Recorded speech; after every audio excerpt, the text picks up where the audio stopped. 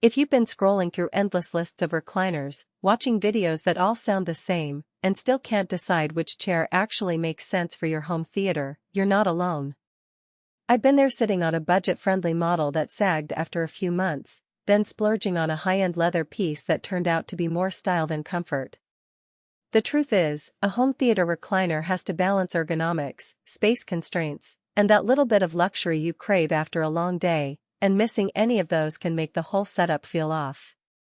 Link is in the description if you want to check the product details on Amazon. The Seatcraft Luminis 365 in Ebony is positioned as a premium, zero-gravity power recliner that promises an Italian leather feel and a smart console for all your gadgets.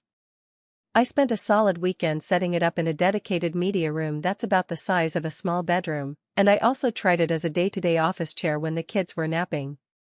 What I found was a mix of genuine strengths that justify its price tag, and a few practical trade-offs that you should know before you click Add to Cart. First, let's talk about who this chair actually serves. If you're an adult who spends a good chunk of the evening gaming, watching movies, or even holding virtual meetings from home, the Luminis 365 Zero-Gravity Recline can be a game-changer. The one-touch button lowers you into a position where your feet are slightly elevated above your heart, which many users report as relieving pressure on the lower back and improving circulation. In my own test, after a 3-hour gaming session, I got up feeling noticeably less stiff than after sitting in my old mesh office chair. That's the kind of ergonomic payoff you rarely get from a standard recliner. The second group that benefits are people who treat their home theater as a shared family space.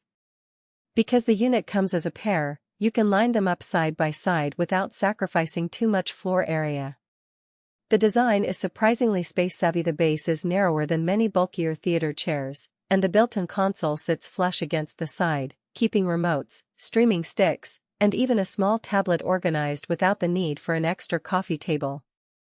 I found myself reaching for the console to change the volume or pause a movie without having to stand up, which is exactly the convenience you want when you're deep into a marathon.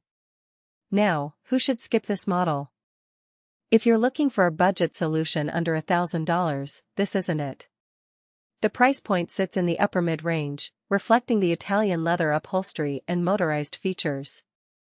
Also, if you have a very small room, say, a studio apartment where the furniture has to double as a couch and a workspace, the recliner's footprint, even though it's labeled space-saving, can still dominate the floor.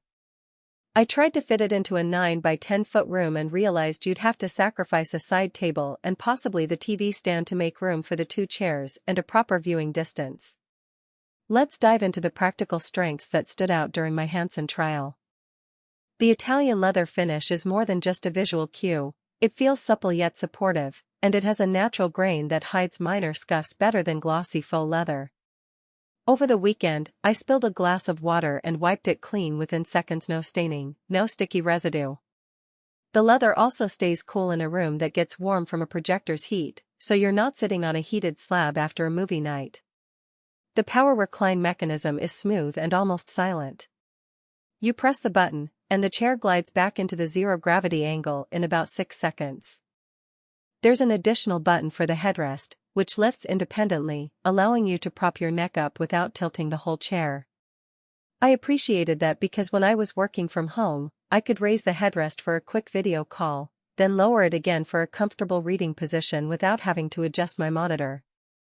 The integrated console is another functional win. It includes USB ports and a couple of power outlets, which means you can charge a phone, plug in a gaming controller, or even power a small soundbar without running cords across the floor. In a real-world scenario, that saved me from tripping over a tangled mess of cables during a movie night with friends.